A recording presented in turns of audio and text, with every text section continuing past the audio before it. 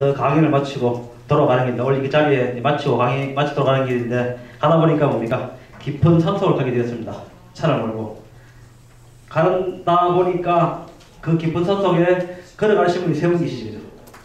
첫 번째는 옆집 할머니고, 두 번째는 제가 아팠을 때 저를 치료해줬던 의사 할머니고, 세 번째 보니까 제가 첫사랑했던 여자입니다. 그죠? 여러분 같으면은 누가 태워가겠습니다. 제 차에는 한 명밖에 못 태우지. 그죠? 여러분 같으면 그 세 사람 중에서 누굴 태워가겠습니까? 마음의 갈등이 생기죠. 양심적으로는 뭡니까? 할머니나 의사를 태워가야 되고, 본심은 뭡니까? 첫사랑 여자를 태워가고 싶죠. 그죠? 근데 거기서 답을 찾아가야 답이 안 나오죠. 어떻게 됩니까? 좀 더 생각을 넓히면 어떻습니까? 제 차 키를 의사한테 주면서 의사 보고 할머니 모시고 가시라. 저는 첫사랑 여자하고 깊은 성숙이라도 뭡니까? 손잡고 가도 아주 행복하게 갈 수 있겠지. 그죠? 그게 우리가 사는 삶인데, 대부분 다 뭡니까? 경쟁도 요즘 얘기하는 게 블루오션 얘기하잖아요. 그죠? 항상 뭡니까? 틀 안에서만 자꾸 경쟁하려다 보니까 더욱더 힘들어지죠. 그래서 제가 이제 가볍게 말씀드리고, 저렇습니다. 이 우리가 하고 있는 사업을 봤을 때에 사업하기 전에 크게 한 번 정도 한 세 가지 목표를 세워보라는 얘기를 권하고 싶습니다. 첫 번째 목표가 자신의 목표, 두 번째 목표가 가정의 목표, 세 번째가 점포의 목표죠. 그죠? 첫 번째, 자신의 목표는 뭡니까? 자기 경영입니다. 그죠? 여러분들 창업하시거나 하면 어떻습니까? 본인 스스로 보통을 다 해야지. 그죠? 경영자니까. 그래서 자기 경영을 어떻게 할 것이냐? 첫 번째는 가장 어려운 게 뭡니까? 시간 경영, 쉽지 않지. 그죠? 그리고 지식 경영, 건강 경영, 인맥 경영, 행복 경영 하셔야 되는데, 지식 경영은 그렇습니다. 우리가 봤을 때 마케팅에 대부를 할 수 있는 코틀러가 한 얘기가 있습니다. 그죠? 어느 날 자기가 강연을 하다 보니까 강의 듣던 사람이 책을 갖고 사인을 받으러 왔더랍니다. 그 책을 보니까 한 3년 전에 지었던 책이라는 거죠. 그래서 자기 할 얘기가 사인 못해주겠다. 왜 못해주느냐 물으니까 무슨 얘기합니까? 시간이 조금만 지나도 굳었다겠다. 옛날 그 가지고 현재 와서 사인을 하면 어떻게 해주느냐. 사인을 거부했다는 거죠. 그만큼 시대가 급변하게 이루고 있죠. 그죠? 지식화된 부분들. 저는 그렇습니다. 외식업체 다니면서 강의를 많이 하는 건데, 어떤 얘기를 하냐면은 10년 전에 잘 됐던 대부분의 식당, 5년 전에 잘 됐던 식당, 3년 전에 잘 됐던 식당, 현재 잘 되고 있는 식당이 과연 앞으로 몇 년도 갈 것이냐. 숨이 짧지. 그죠? 그런데 워낙 급변하잖아요. 그죠? 그런데 지금 잘 되는 식당 사람들 어떻습니까? 지금 잘 되니까 다음 세대를 생각 안 하고 있죠. 그죠? 현재에 만족한다는 얘기죠. 보면은 프랜차이즈 아이템도 보면 어떻습니까? 수명이 상당히 짧지. 그죠? 짧은 이유가 뭡니까? 본부에서 그만큼 노력을 안 하고 있죠. 현재 잘 되는 것만 보고 있다 보니까 수명이 짧을 수밖에 없죠.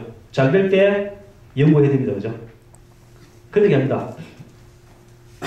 심지어는 이제 항상 뭐든지 잘 될 때 하셔야 되고, 또 지식 부분이 그죠? 그렇게 하셔야 되고, 또 가정의 목표, 두 번째는 가정의 목표죠. 그죠? 가정이 행복해야지 어떻습니까? 모든 사업이 순탄하죠. 그런데 우리 어떻습니까? 사업이 바쁘다 보면은 가정을 가장 더 하셔야죠. 그죠? 그래서 저는 여러분께 권하고 싶다면은 사업을 하시면서 2주일에 한 번 정도, 3주일에 한 번 정도는 가족과 같이 영화도 한번 보러 가시고, 연극도 한번 보러 가시고, 가까운 야외에 나가셔가지고 기분 전환 좀 하시라는 얘기죠. 왜냐? 점포만 붙어 계시면 어떻습니까? 직원하고의 머리싸움이죠. 그죠? 직원 어떻습니까? 그 직장에서 어떻게 하면은 좀 더 편하게 일하다 갈 수 있을까 고민하고 있죠. 그죠? 사장님 어떻습니까? 그 직원들을 잘 활용해서 어떻게 하면은 한 번 더 벌 수 있을까에 고민하고 있죠. 그죠? 그 잔머리 싸움에 스트레스만 들어가잖아요. 그죠? 그래서 한 번 정도 가족과 같이 기분 전환할 필요가 필요하다는 얘기죠. 갔다 오면 뭡니까? 새로운 삶의 활력도 되고 그죠? 그렇게 시는 거예요. 그리고 마지막으로 세 번째는 점포의 목표죠. 점포의 목표는 뭡니까? 손님이 넘쳐나는 것이 그죠? 가장 멋진 인테리어가 점포에 손님이 꽉 찼을 때가 가장 멋진 인테리어잖아요. 그죠? 그런데 쉽지 않잖아요. 그죠? 어떻게 될 것이냐? 잘 되는 점포의 공동점은 밝고 활기차고 생동감이 있다는 얘기죠. 저는 그렇습니다. 점포형 사업을 하시려고 하면은 영업 준비가 끝난 다음에 반드시 뭡니까? 입구에 나오셔가지고 점포를 바라보라는 얘기죠. 고객의 입장에서. 손님의 눈으로 점포가 바라보면 어떻습니까? 그 점포가 들어가고 싶은 점포일까? 그렇지 않은 점포일까? 아마 여러분들 이 강의장에 오신다고, 이 호텔 오신다고 오시면서 보면 어떻습니까? 간판 불이 안 켜진 점포들이 종종 보이지. 그죠? 왜 그러냐? 그분이 저녁 영업 준비가 끝난 다음에 고객 입장에 나오셔가지고 자기 점포를 한번 바라봤더라면은 그런 일이 안 생기지. 그죠? 손님 입장에 봐야 됩니다. 살아있는 점포 입구에다가 청소도 하고 물 좀 뿌리고 화분이라도 하나 놔놓으면 어떻습니까? 점포가 생기가 있는데 그렇지 않지 그죠? 그래서 좀 더 생기가 있는 점포로 만들어 가셔야 되는 부분들. 그리고 이제 우리나라의 자영업자 수가 240만 얘기하죠. 봤을 때 가장 심각한 게 뭡니까? 자영업자가 너무 많다. 몇 프로입니까? 27% 얘기하죠. 구조 보시면은 도시가계 구조 보시면은 근로자가 60%, 자영업자가 약 30%, 무직자가 10% 정도 얘기하죠. 그러다 자영업자가 많다 보니까 어떻습니까? 심각하죠. 심지어는 미국 같은 경우는 7% 정도, 일본은 10%, 독일은 6% 정도 얘기하죠. 우리나라는 27%죠. 왜냐? 회사 다니다가 나오면은 창업을 하려고 하잖아요. 그죠?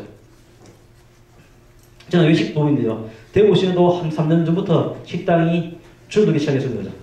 과거에 뭡니까? 예비 창업자의 40% 정도가 뭐 하려고 그러면은 식당 하겠다 하죠. 식당도 해보니까 망하기 시작하죠. 망하기 시작합니다. 그죠? 근데 가장 큰 문제는 뭡니까? 자영업자의 57%가 40대 50대까지 되죠. 40대 50대.